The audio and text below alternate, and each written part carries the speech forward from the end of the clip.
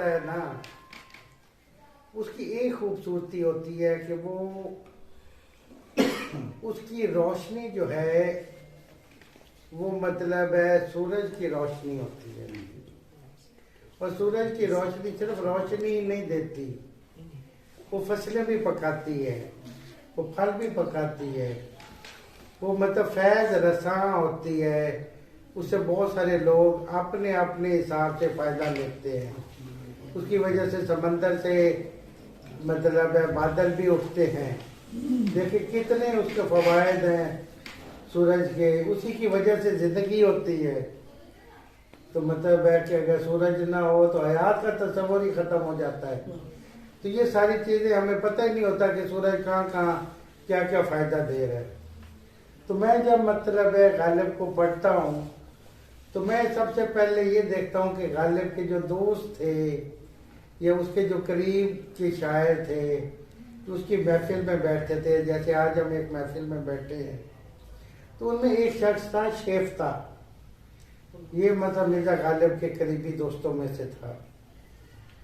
تو شیفتہ کا میں آپ کو ایک شعر سناتا ہوں، تو آپ سن کے حیران ہوں گے کہ آپ سوچیں کہ اگر یہ میں نے یہ نہ بتایا ہوتا کہ یہ شیفتہ کا شعر ہے تو آپ اسے غالب کا شعر سمجھتے۔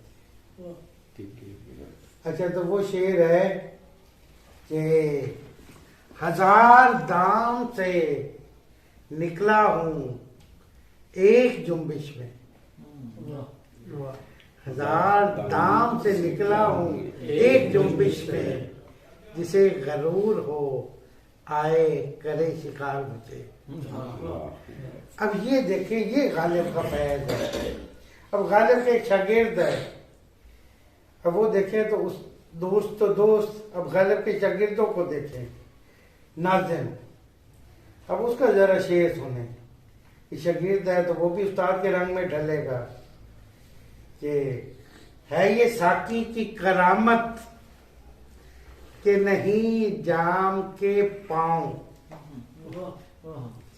ہے یہ ساقی کی کرامت کہ نہیں جام کے پاؤں، اور پھر سب نے اسے بز میں چلتے دیکھا۔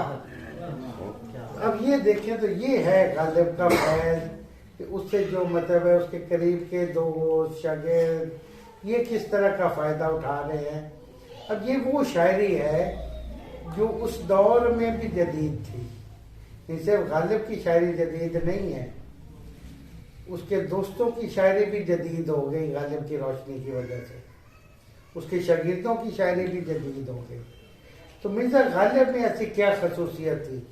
پہلے میں ابھی ایک کتاب کا ذکر کر رہا تھا، ایک اکبر علی شاہ ہے جیالوجسٹ، ماہر ارضیات، سائنٹسٹ ہیں۔ تو یہ آپ کے مطلب یہاں پہاڑ ہیں تو اس کے اندر وہ دیکھیں تو تہیں ہوتی ہیں مٹی کی، وہ آپ کو یا پتھر کی، تو وہ بتا دیتے ہیں کہ یہ تہ جو ہے نا یہ اتنی پرانی ہے، یہ 500 سال پرانی ہے، یہ 1000 سال پرانی ہے، یہ 2000 سال پرانی ہے، ہر تہ کا انہیں پتہ ہوتا ہے۔ یہ ایک جدید علم ہے، سائنس ہے۔ اکبر علی شاہ نے ایک کتاب لکھی ہے، وہ علم ترقی اردو سے شائع ہوئی، پہلے میں بتا رہا تھا، اس کا نام ہے غالب کا سائنسی شعور۔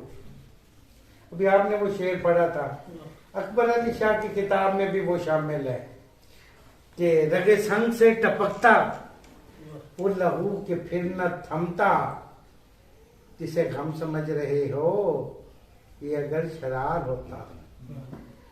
اچھا، وہ کہتے ہیں مرزا غالب کو کیسے پتا تھا کہ پتھر کی رگیں ہوتی ہیں اور اس کے اندر شرار دوڑ رہا ہوتا ہے؟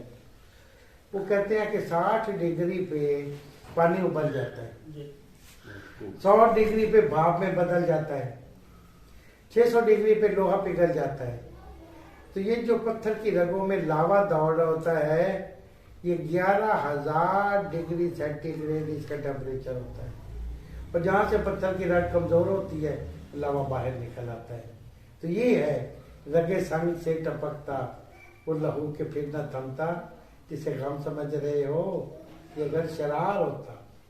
اچھا، اس طرح اور اس نے اکبر علی شاہ نے غالب کے اور شعر بیان کیے ہیں، بس ایک اور شعر کہ ذوف سے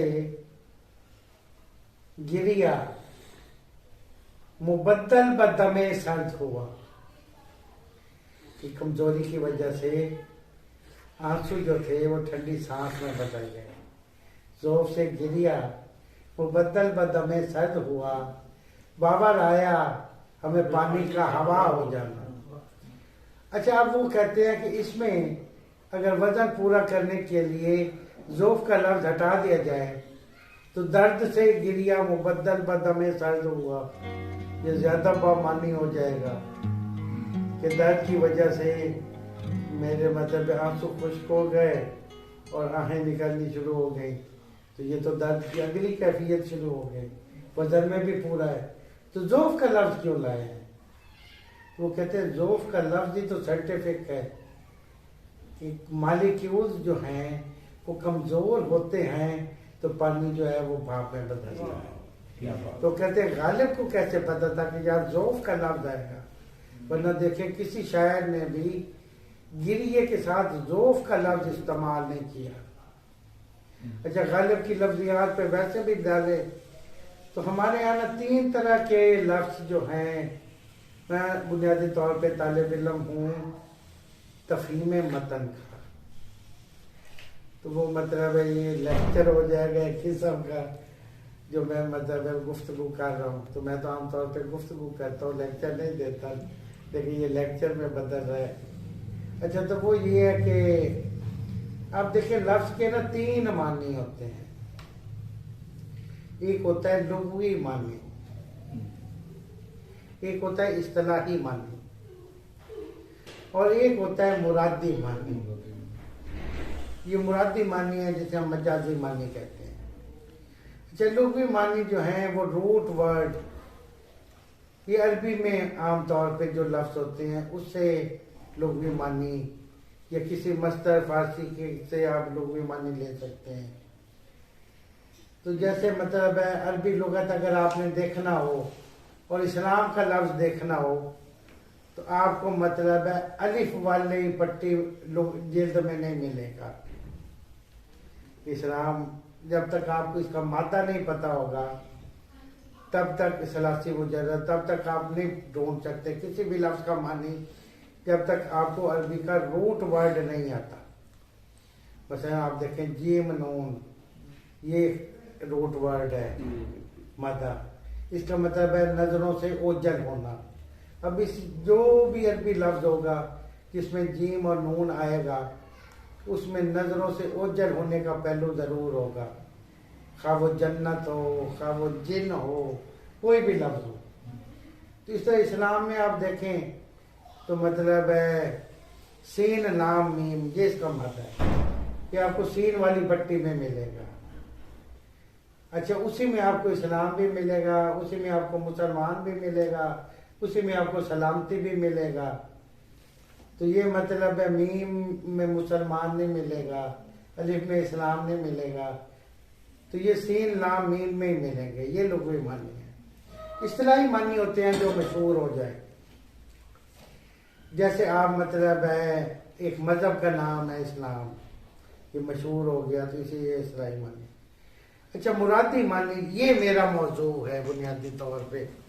میرا ویسے ایک پورا مضمون بھی ہے مراد پہ، میں نے کوئی مراد کی 50 قسمیں بیان کی ہیں.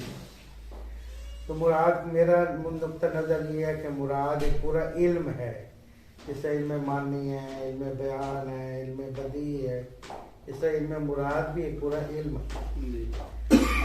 اچھا تو مرادی معنی جو ہیں یہ بے شمار ہوتے ہیں. اچھا تو آپ دیکھیں عام طور پہ لغت میں، اچھا مرادی معنی مثلا آپ دیکھیں تو مرادی معنی کیا ہیں؟ مرادی معنی یہ ہیں کہ فرض کے اسلام آپ کسی شخص کا نام رکھیں، ایک لوگ اس کا مرادی معنی وہ شخص ہوگا. اچھا اسلام آپ کسی کتاب کا نام رکھیں تو ایک مرادی معنی جو ہیں وہ شخص مطلب ہے کتاب ہوگا. اسلام آپ کسی بلڈنگ کا نام رکھ لیں، کسی ٹاور کا نام رکھ لیں تو وہ مراد ہوں گے. تو مرادی معنی بے شمار ہوتے ہیں. اچھا تو مرادی معنی میں آپ جو ہے آپ دیکھیں تو مرزا غالب کے ہاں مرادی معنی بے شمار ہے، اس مرادی معنی کے شاعر ہیں۔ اچھا اس میں مثلا آپ اقبال کے ہاں دیکھیں تو مرادی معنی جیسے شاہین کا لفظ ہے، تو شاہین کا لفظ جو ہے یہ مطلب اس کے معنی ہیں ایک پرندے کے، لیکن اقبال نے یہاں مرادی معنی مرد مومن کے لیے ہیں۔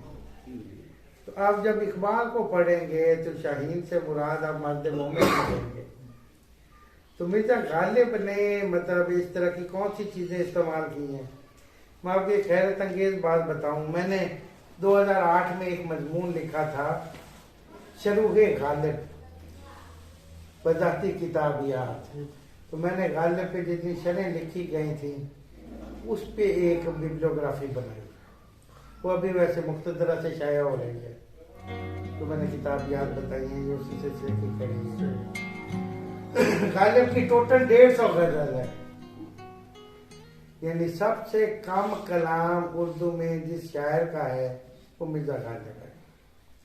اچھا میں نے وہ جو غالب کی شرحوں پہ مضمون لکھا تھا وہ تھی 115 شرحیں، 2008 میں نے مضمون لکھا تھا۔ اس وقت تک غالب کی جتنی شرحیں لکھی جا چکی تھی وہ 115 تھی، اب تو اس میں اور اضافہ ہو گیا۔ اچھا اور دیکھیں وہ لوگ جو بڑے ترم خان تھے، مطلب شمس الرحمان فاروقی جس نے میر کی شرح لکھی ہے شیر شور انگیز کے نام سے 4 جلدوں میں، جس پہ اسے انڈیا کا پدم بھوشن ایوارڈ سب سے بڑا ملا، میر کی شرح بھی اس نے لکھی ہے۔ اچھا غالب کی شرح بھی اس نے لکھی ہے، میر کی شرح پہ تو واہ واہ ہو رہی ہے، اور اس کی غالب کی جو شرح ہے اسے پوچھتا ہی کوئی نہیں، کیوں؟ یہ ایک سوال ہے۔ اچھا اردو کا سب سے بڑا محقق جو ہے مطلب موجود دور کا فوت ہو گیا ہے ڈاکٹر گیان چند جین، اس نے بھی غالب کی شرح لکھی ہے، لیکن وہ بھی کوئی کیا وجہ ہے کہ 115 شرحوں کے باوجود میں اب بھی یہ سمجھتا ہوں کہ غالب کی کوئی اچھی شرح نہیں لکھی ہے۔ اس کی وجہ یہ ہے کہ ہم جب غالب کی شرح کرتے ہیں تو ہم قدیم طرز شرح کا استعمال کرتے ہیں، ہم تشریح کرتے ہیں۔ اچھا شعر کی تشریح نہیں ہوتی، شعر کی تعبیر ہوتی ہے، اس طرح خواب کی تعبیر ہوتی ہے کہ جس طرح مطلب ہے وہ حضرت یوسف والا واقعہ آپ نے پڑھا ہوگا، تو 7 موٹی گائیں اور 7 کمزور، تو اس کی تشریح یہ ہے کہ جن گائے نے چارہ کھایا ہے وہ موٹی ہو گئی ہیں اور جنہوں نے نہیں کھایا وہ کمزور، لیکن تعبیر ہے کہ 7 سال خوشحالی کے اور 7 سال خشک سالی کے، تو تعبیر مختلف ہوتی ہے۔ شمس الرحمان فاروقی کا اپنا ایک مضمون ہے تعبیر کی شرح، کتاب ہے بلکہ، تو وہ کون سی چیز ہے؟ تو ہم نا عام طور پہ آپ کو کلاس میں پڑھاتے ہیں کہ شاعر کہتا ہے، اسی طرح پڑھا ہے سب نے۔ اچھا وہ شاعر نہیں کہتا، کیونکہ شاعر نے کسی تنقیدی کتاب میں کسی خط میں شعر کے وہ معنی نہیں لکھے ہوتے جو ہم مراد لے رہے ہوتے ہیں، وہ اصل میں وہ استاد کہہ رہا ہوتا ہے۔ اچھا وہ ایک معنی بیان کر رہا ہے، اگر پاکستان کے 24 کروڑ استاد ہر شعر کے اسی شعر کے معنی مختلف بیان کرے، اس شعر کے 24 کروڑ معنی ہوں گے اور وہ غلط نہیں ہوں گے۔ غالب کے سلسلے میں جو غلطی ہوئی ہے وہ بنیادی طور پہ یہی ہوئی ہے کہ ہم غالب کے شعروں کہ گنجینہ معنی کا طلسم ہے، اب اس کے اندر بے شمار معنی ہیں۔ اچھا فارسی میں ایک اصطلاح ہے عاطفہ، عاطفہ ہے کہ کسی شعر کو لہجہ بدل کے پڑھنا، تو لہجہ بدلنے سے معنی بدل جاتے ہیں۔ مثلا غالب کا ایک شعر آپ نے 20 بار سنا ہوگا، اسے میں ذرا مختلف لہجوں میں پڑھتا ہوں۔ ابن مریم ہوا کرے کوئی میرے دکھ کی دوا کرے، اب اسے ذرا افسردہ لہجے میں پڑھیں کہ ابن مریم ہوا کرے کوئی، میرے دکھ کی دوا کرے کوئی، کاش ہوتا. اس کا مطلب ہے نہیں ہے، مسلوب ہو گیا ہے کہ سورج آسمان پہ اٹھا لیا گیا ہے. اگر ہوتا تو میرا علاج کرتا. اچھا آپ اسے ذرا تنزیہ لہجے میں پڑھیں کہ ابن مریم ہوا کرے کوئی میرے دکھ کی دوا کرے. اس کا مطلب موجود ہے لیکن میرا علاج نہیں کر سکتا. اب یہ دوسرے معنی سامنے آ گئے لہجہ بدلنے سے. اب ذرا اور پڑھے، اب ذرا کوئی کو الگ کر کے پڑھے. ابن مریم ہوا کرے کوئی میرے دکھ کی دوا کرے کوئی. اب دو ابن مریم آ گئے، ایک جو لوگوں کا علاج کرتا ہے، ایک جو میرا علاج کرتا ہے. اچھا میرا علاج کون کرتا ہے؟ یہ بھی مفروضہ ہے. تو یہ جتنے مرادی معنی ہیں یہ سب مفروضے ہوتے ہیں. اور اس میں آپ دیکھیں تو انگلش میں وہ مطلب آئیے ریچرڈ کی کتاب ہے میننگ آف میننگ. اس طرح فارسی میں بھی بیسل کے یہاں بھی وہ معنی کا تصور ہے. تو معنی ایک سیمابی کیفیت ہے، پارے کی طرح وہ ٹوٹ جائے، ہاتھ لگائے آگے سے آگے بہتا جاتا ہے، ہاتھ میں نہیں آتا. تو معنی جو ہیں وہ بنیادی طور پہ بے شمار ہوتے ہیں. اچھا تو یہی ہے کہ کسی شے سے ہزاروں معنی نکالے جا سکتے ہیں. اب اس کے لیے یہ ہے کہ وہ لفظ جو ہے اس شاعر نے کس طرح استعمال کیا ہے. تو کئی ایسے لفظ ہوتے ہیں کہ جن کے معنی جو ہیں لغت میں اور ہوتے ہیں. بس آپ دیکھیں تو کئی ایک لفظ ہے حریف. اچھا حریف کا جو لغوی معنی ہے نا وہ ہے ساتھ بیٹھ کے شراب پینے والا. اب ذرا غالب کے شعر کا لطف اٹھائے. کون ہوتا ہے حریف میں مرد افکنی، کہ کون ہے جو ساتھ بیٹھ کے شراب پیے مقابلے میں، اور پھر دیکھے کہ کون سب سے پہلے جو الٹا ہو کے لڑک جاتا ہے مقرر. کون ہوتا ہے؟ کوئی ہے تو مقابلے میں ہے. اب حریف کا جب تک آپ کو یہ معنی نہیں پتا ہوں گے آپ غالب کے شعر کا لطف نہیں لے سکتے. اب سارے شارحین اس بات پہ لڑ رہے ہیں کہ یہ معنی جو ہے میں نے بتائے ہیں یہ صحیح ہے. اچھا یہ تصور کیوں پیدا ہوا؟ یہ تصور ہماری پرانی شعریات سے پیدا ہوا. ہمارے ہاں جو پرانا تصور شعر تھا وہ تھا معنی کی وحدت کا تصور. شعر میں صرف ایک ہی معنی ہے اور کوئی معنی نہیں ہوتا. شعر میں ایک معنی نہیں ہوتے. اب آپ دیکھیں یہ اینگل بدلنے سے سائنس والے لوگ اسے سمجھیں گے کہ 360 اینگل ہوتے ہیں کسی چیز کو دیکھنے کے لیے. اینگل بدلنے سے معنی بدل جاتے ہیں. عورت کو اینگل بدل کے دیکھے نا تو وہ بیوی بن جائے گی، محبوبہ بن جائے گی، طوائف بن جائے گی، بیٹی بن جائے گی، ماں بن جائے گی. اینگل بدل رہے ہیں. آپ کہیں نہیں جی عورت کا تو ایک ہی مطلب ہے کہ وہ بیگم ہوتی ہے. تو یہی مطلب ہے مرزا غالب نے مراد لی ہے. یہ پرانا تصور شعر. اب جو جدید تصور شعر ہے جس پہ آپ دریدہ اور جتنے بھی یہ جدید تھیوری آپ پڑھیں گے تو وہ ہے معنی کی کثرت کا تصور.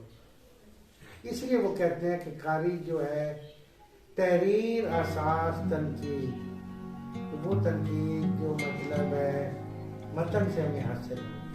وہ کہتے ہیں کہ یہ مطلب ہے مصنف کا اس نے جب کوئی چیز تخلیق کر دی ہے تو پھر اسے نہیں اس کا پتہ چلے گا. بس ابھی آپ نے جو نعت پڑھی ہے میں اگر اس کے معنی بتانا شروع کروں تو آپ کہیں گے کہ یہ تو میرے ذہن میں بھی نہیں تھے جب میں نے یہ نعت کہی تھی. بس ایک چیز میں نے بتائی ہے کہ آپ نے جتنے افعال استعمال کیے ہیں ان میں آپ نے ہر فعل میں اس کا نیا معنی دیا ہے. اب میں آپ سے پوچھوں کہ آپ بتائیں آپ نے کون سے معنی دیے تو آپ نہیں بتا سکتے. مطلب ہے کہ یہ ہو سکتا ہے غلط دعویٰ بتا بھی دے لیکن گمان ہے. لیکن میں بتاؤں گا تو آپ مطلب حیران ہوں گے کہ اچھا اسے یہ معنی بھی نکلتے ہیں. تو وہ دیکھیں وہ پریزم ہوتا ہے، شیشہ ہوتا ہے، اس پہ سورج کی ایک کرن پڑتی ہے تو آگے سے 7 رنگ نکل آتے ہیں. تو یہ معنی کا کثرت کا تصور ہے. اس کی نظر سے جب ہم غالب کو پڑھیں گے اور غالب کو دیکھیں گے پھر واقعی اب مثلا وہ ابھی تازہ کتاب جو آخری کتاب آئی ہے اس کی رشید حسن خان کی، اس کتاب کا نام ہے گنجینہ معنی کا طلسم، اور وہ مجلس تقی ادب نے شائع کی. تو وہ مطلب ہے آپ دیکھیں. اچھا تو طلسم کیا ہوتا ہے؟ یہ بڑی دلچسپ بات ہے. تو طلسم اصل میں یہ ہے کہ یہاں کچھ لکڑیاں پڑی ہوں اور 2-3 کپڑے کے ٹکڑے پڑے ہوں اور میں اسے جادو سے نہ پورا شہر بنا دوں، اور تھوڑا سا یہاں یعنی پانی گرا ہوا پڑا ہو تو میں اسے دریا بنا دوں، اور آپ دیکھیں اور آپ اس شہر میں پوری زندگی گزار دیں اور آپ کو پتہ ہی نہ چلے کہ یہ تو جادو نگری تھی. یہ طلسم ہے. تو اردو کی سب سے بڑی جو داستان ہے، داستان امیر حمزہ، تو اس کا مطلب ہے اس کے اندر 9 طلسم ہیں. اس میں جو پہلا طلسم ہے وہ طلسم ہوش ربا ہے، پھر طلسم نور افشاں، پھر فلاں. اس میں کوئی یہ 46 جلدوں میں ہے، 46,000 صفحات کی. یہ نور کشور والوں نے شائع کی تھی. اس پہ شمس الرحمان فاروقی کی بھی ایک کتاب ہے 3 جلدوں میں، شاعری ساحری صاحب کا راز. تو یہ مطلب طلسم کے لیے ضروری ہوتا تھا کہ جو طلسم کشا ہو اس کے ہاتھ میں وہ لو یا وہ تختی لگے جس پہ اندر وہ کوڈ لکھا ہوتا تھا. اس کوڈ کو ڈی کوڈ کرنے سے وہ طلسم ختم ہو جاتا تھا. اس لیے وہ چابی جو ہے جو گنجینہ معنی کا جسے وہ طلسم کہہ رہے ہیں، اس کے لیے ایک خاص چابی کی ضرورت ہے. وہ چابی لگائیں گے تو وہ طلسم کھلے گا، ویسے نہیں کھلے گا. اب وہ کون سی چیزیں ہیں آپ دیکھیں تو مرزا غالب جس دور میں شاعری کر رہے تھے اس دور میں ایک بڑی اہم بات ہے، وہ یہ تھا کہ یہ آپ دیکھیں تو حضور صلی اللہ علیہ وسلم کے زمانے میں 2 بڑی سپر پاور تھی. ایک مطلب ہے رومن امپائر تھی اور ایک یہ ہماری جو ہے مطلب ہے یہ پرشیا کی. اچھا تو یہ جو امپائر تھی یہ صرف ایران نہیں تھا، ایران، ہندوستان، نیپال، بھوٹان، برما، سری لنکا، پورا پاکستان، پورا افغانستان، پورا سینٹرل ایشیا، آدھے سے زیادہ رشیا، اب بھی رشیا آدھے سے زیادہ فارسی بولتا ہے. تو یہ مطلب ہے کہ یہ دور تھا جس پہ مرزا غالب جی رہے. اچھا اس دور میں آپ دیکھیں تو ایک نیا خط ایجاد ہوتا ہے اور اس خط کا نام ہے خط نستعلیق. اچھا یہ میر عماد حسینی نے ایجاد کیا. میر علی تبریزی، اسے میر عماد حسینی بھی کہتے ہیں. نہیں یہ میر عماد بعد کا خطہ آتا ہے. اچھا اچھا جس نے اس کی مطلب روش کو اچھا ہو سکتا ہے اختیار ہاں کیا. آپ خطاط ہیں، آپ صحیح کہہ رہے ہیں. اچھا میر میر عماد حسینی نے اسے آگے پھیلایا. بالکل. اچھا میر عماد حسینی جو تھے اسے بادشاہ نے کہا کہ تم نا شاہ نامہ لکھو. اچھا تو وہ جب شاہ نامہ لکھنے لگے تو وہ جناب نا اس وقت انہوں نے بادشاہ نے پوچھا وہ تالاب بنائے شنجرف یا شنگرف جسے آپ کہتے ہیں کہ اس سے سرخیاں دینی ہیں، تو اس طرح ہر روشنائی کے لیے الگ الگ تالاب. تو بادشاہ نے پوچھا بھائی کتنے پیسے خرچ ہو گئے خزانچی سے؟ اس نے کہا جی 60 لاکھ روپے. اچھا تو میر عماد حسینی سے پوچھا جی کہ اب تک کتنا لکھا گیا ہے؟ تو اس نے کہا جی ابھی تو کچی سرخیاں دی ہیں. اس آگے 60 لاکھ لگ گیا. تو اس زمانے میں 60 لاکھ آج تو کوئی 60 ارب کے برابر ہو رہا ہے. تو اس کی عقیل تو میرا پورا خزانہ لٹا دے گا. تو اس نے کہا کہ نا آپ بند کر دیں، مزید نہ لکھیں. اس نے کہا بادشاہ اگر پیسوں کی بات ہے تو آپ کو شام سے پہلے مل جائیں گے. وہ مسجد میں گیا، وہ جتنا بھی تھا اسے چھوٹی چھوٹی وصلیوں میں کاٹ لیا اور باہر اعلان کروا دیا کہ امروز تحریر میر عماد حسینی ارزاں. میر عماد حسینی کی جو تحریر ہے نا یہ خطاطی کے نمونے ہیں وہ سستے بکیں گے. عورتیں گھروں سے زیور لے کے باہر نکل آئیں. اور بادشاہ کے دربار تک آتے آتے 60 لاکھ روپے اکٹھا ہو گیا. تو بادشاہ نے کہا یہ تو بڑے خطرناک بندہ ہے, تو جو مطلب ہے مستی سے میرے دربار تک 60 لاکھ روپے اکٹھا کر لے. تو بادشاہ نے اسے قتل کروا دیا. اب یہ میرا ٹاپک نہیں تھا. میرا ٹاپک یہ تھا کہ اس دور میں بہت سارے لوگ ایران سے مائگریٹ ہو کے یہاں ہندوستان میں آئے. اچھا, فارسی مغلوں کی اور جہاں جتنے بھی حملہ آور آئے تھے ان کی تو مطلب مادری زبان تھی, اسے میں نے بتایا وہ سینٹرل ایشیا اور یہ سارا. تو اس میں بہت سارے لوگ یہاں آئے. اچھا, یہاں ہمارے لوکل شاعر بھی جو تھے وہ لوکل لوگ بھی یہاں فارسی میں مطلب ہے لکھتے تھے, خان آرزو اور یہ سارے لوگ. تو اس دور میں جو ایران سے جو لوگ آئے تھے, آپ دیکھیں بیدل بہت بڑا شاعر ہے لیکن افغانستان کا ہے, تو بیدل کو ایرانی شاعر ہی نہیں مانتے. جس بیدل پہ ہم فخر کر رہے ہیں, ایرانی اسے شاعر ہی نہیں مانتے. تو مطلب ہے کہ یہاں کے لوکل جو شاعر تھے انہیں شاعر کو نہیں سمجھتا تھا فارسی والے. تو ایسے ماحول میں مطلب یہاں کے جو لوکل شاعر تھے, پھر اچھا جو مشاعرے ہوتے تھے مرزا بیدل کے مزار پہ, اسے مشاعرہ کہتے تھے جو فارسی میں ہوتا تھا. جو اردو میں مشاعرہ ہوتا تھا اسے مراختہ کہتے تھے, یعنی ریختہ سے. تو یہ مراختے کی محفلیں اسی طرح ہوتی تھی جس طرح آپ لوگ بیٹھے ہوئے ہیں گھر میں, 10 بندے اکٹھے ہو گئے, تو میر تقی میر, خواجہ میر درد, میر سوز, مرزا رفیع سودا, شاہ حاتم, یہ گھر میں بیٹھ جاتے تھے اور اردو میں جناب شعر و شاعری شروع کرتے تھے کہ فارسی والے شیخ علی عظیم وہ ان کا مذاق اڑاتے تھے, وہ ایران سے آئے ہوئے تھے, اور خان آرزو کے ساتھ اس کا پھڈا ہوا. تو خان آرزو نے ان لڑکوں سے کہا, یہ تو لڑکے ہی تھے سارے, کہ نوجوانوں چھوڑو یہ فارسی وارسی اور اپنی اردو شروع کرو اگر عزت سے رہنا ہے تو. یہ ہمیں مطلب ہے نہیں رہنے. اب اس ماحول میں مرزا غالب جو ہے, اسی لیے انہیں بھی اپنی فارسی دانی پہ بڑا فخر تھا. اور واقعی مطلب ہے وہ آپ دیکھیں غالب کی فارسی ان کے معاصرین کے فارسی سے بہت مختلف ہے. تو مثلا وہ سب چین جو غالب نے استعمال کیا اپنے بچے کچھ کلام کے لیے, تو اس کا ہم جو ترجمہ اگر کریں نا اپنی لوکل زبان میں, تو ہماری جھانکی زبان میں اسے کہتے ہیں وڈ.